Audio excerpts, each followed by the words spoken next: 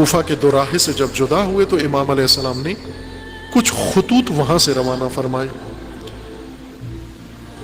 مختلف افراد جو کوفہ کے اندر قیام پذیر تھے انہیں بتا دیا اپنا ارادہ کہ پہلے میرا ارادہ کوفہ آنا تھا، لیکن اہل کوفہ کی بے وفائی کے بعد اب میں نے کوفہ کا ارادہ بدل دیا ہے، اب میں کسی اور مقصد کی طرف جا رہا ہوں اور آپ میری مدد کو آؤ.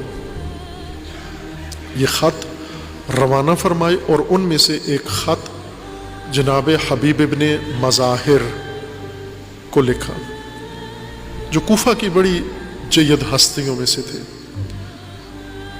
اہل بیت کے چاہنے والے تھے، عہد کے پکے وفادار. سید الشہداء کا خط قاصد لے کر روانہ ہوا. کوفہ میں اگرچہ حالات سنگین نوعیت کے تھے، پہرے تھے اور ہر ایک پر نظر رکھی گئی تھی، حالات اس طرح کے تھے کہ کون کدھر جاتا ہے کیا کرتا ہے. یہ قاصد ان نگہبانوں کی نگاہوں سے بچتے ہوئے پہنچ گیا، جناب حبیب کے گھر تک پہنچ گیا. رات کے وقت تاریکی میں جناب حبیب کے دروازے پر دستک دی.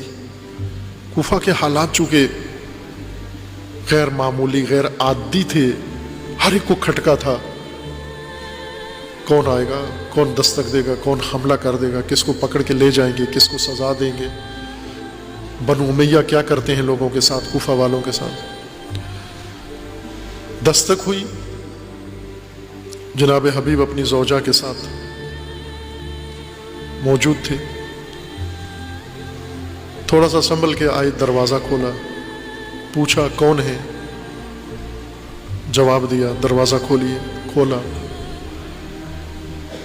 قاصد نے بتا دیا میں امام حسین علیہ السلام کا سفیر ہوں، قاصد ہوں، آپ کے لیے امام نے خط بھیجا ہے.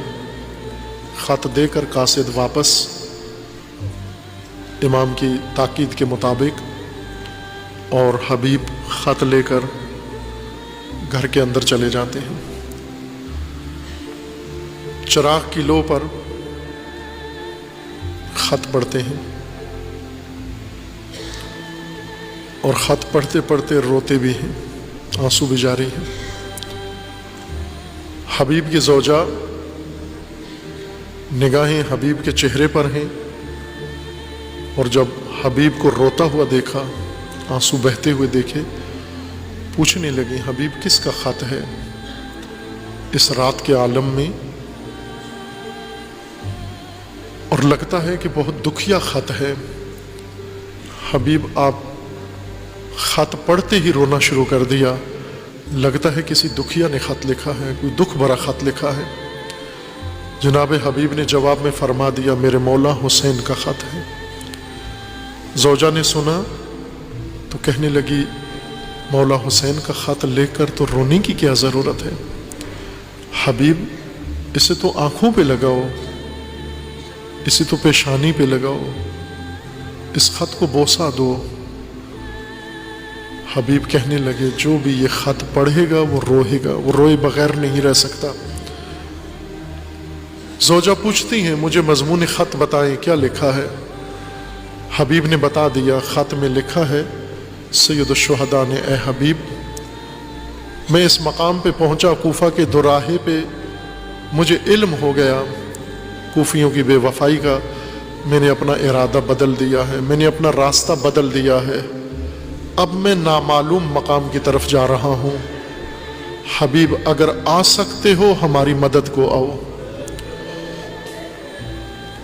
حبیب کے یہ الفاظ سن کر حبیب کی زوجہ کہتی ہیں حبیب کیا ارادہ ہے، اپنے مولا کی مدد کو جانا ہے یا نہیں جانا ہے، اب تو حسین کوفہ نہیں آ رہے.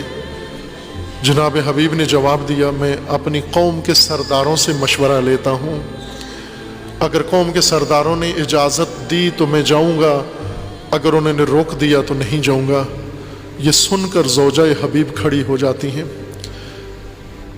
کھڑی ہو کر کہتی ہیں حبیب مجھے آپ سے یہ توقع نہیں تھی، مجھے اس جواب کی توقع نہیں تھی، جس حبیب کے ساتھ میں نے زندگی بسر کی وہ حبیب ایسے تو نہیں تھا.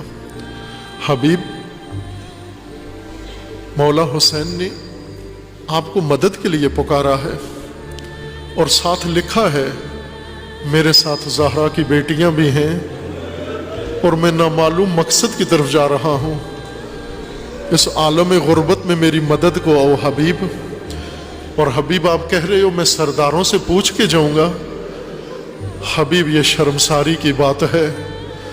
اور زوجہ کہنے لگی حبیب اگر آپ نہیں جاتے تو میں جاتی ہوں مولا حسین کی مدد کے لیے. اگرچہ مجھ سے مدد نہیں ہو سکتی لیکن میں زہرا کے سامنے شرمندہ نہیں ہونا چاہتی.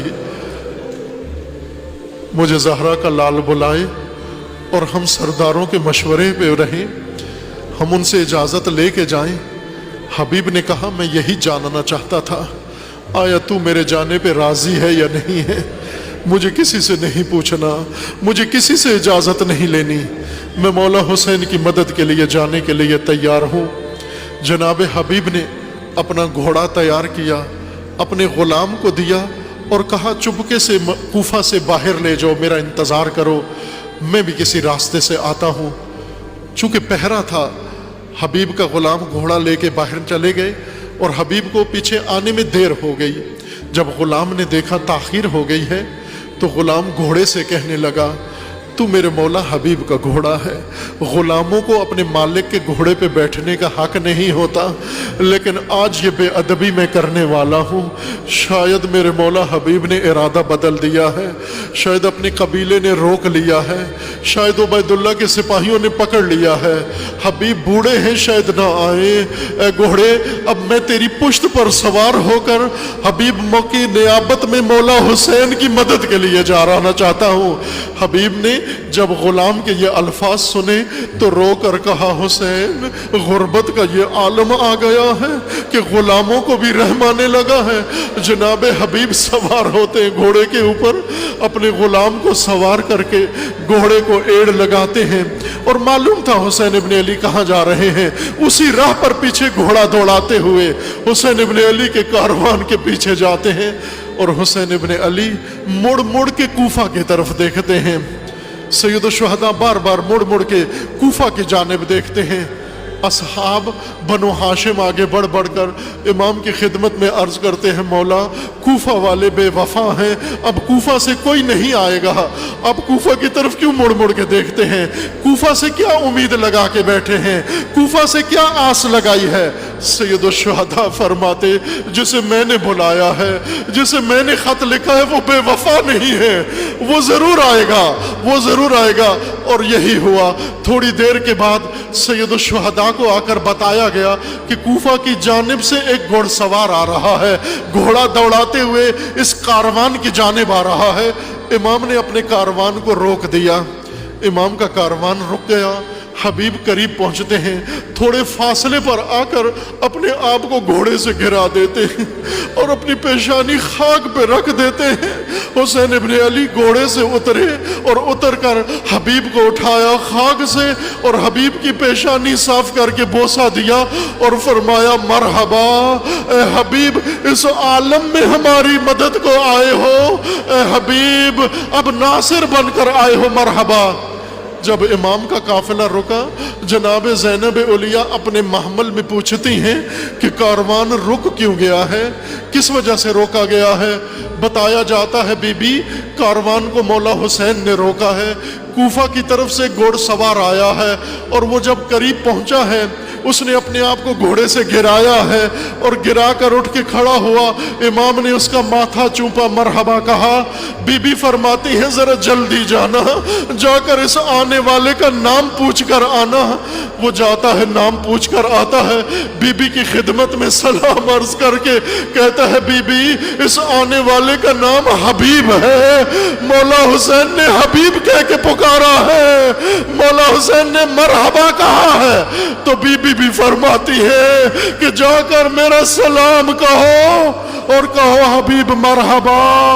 جب بی بی کا سلام پہنچا حبیب نے سر پیٹا اور کہا حبیب کہاں تیرا مقام, کہاں زہرا کی بیٹی کا سلام.